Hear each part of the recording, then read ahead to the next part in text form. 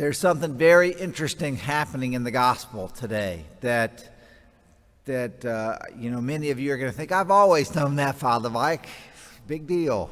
But it just hit me over the head this morning as like a new insight. Here are the Pharisees, right? And they're like, why do you eat with these sinful people? Why do you eat with them? And you heard Jesus' answer, right? It's not the healthy who need a physician. It's the sick that need the physician. And I can imagine them thinking, okay, let me think about that for a minute. Well, I'm glad I'm not sick like them, right? But who turns out to be the really sick ones in the end?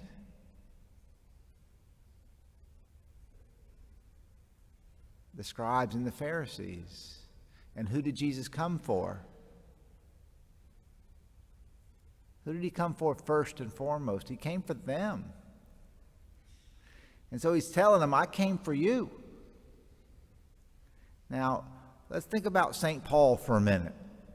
St. Paul was a Pharisee, right? St. Paul was so sure that he was not one of the sick ones that he went around killing, rounding up, arresting the followers of Christ, right? But then when he had this encounter with the Holy Spirit, he became aware of something, that I am the most pitiful of all sinners. And who did Jesus come for? Right? He came for the sinners. And you and me, you know what we should be thinking when we hear that he came for the sinners? Thanks be to God. He came for me. He came for me. He came for me. Not for them. For me.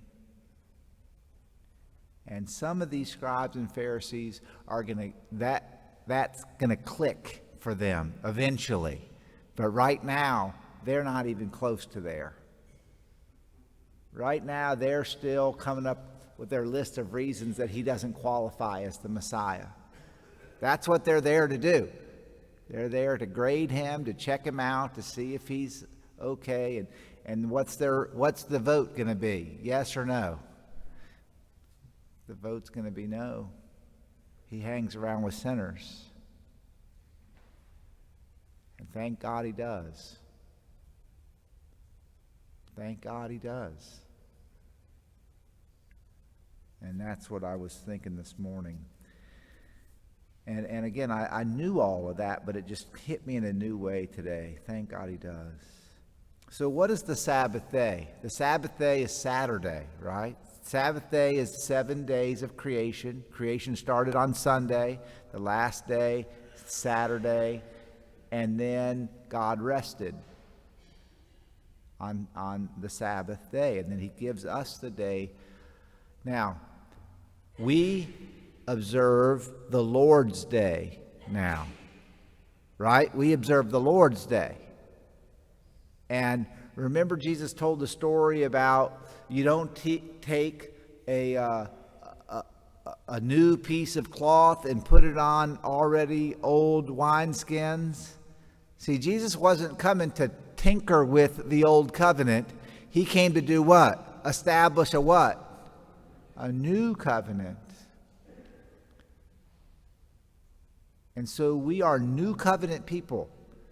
And we observe our Sabbath. It is a Sabbath. It is a day of rest. That is what it's supposed to be, a day of rest, a day of worship.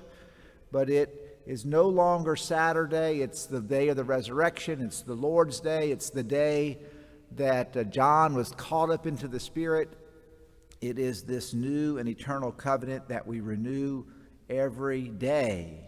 But we have a particular devotion to Sunday, the eighth day, the new day, the day of new creation, the day of the new and eternal covenant.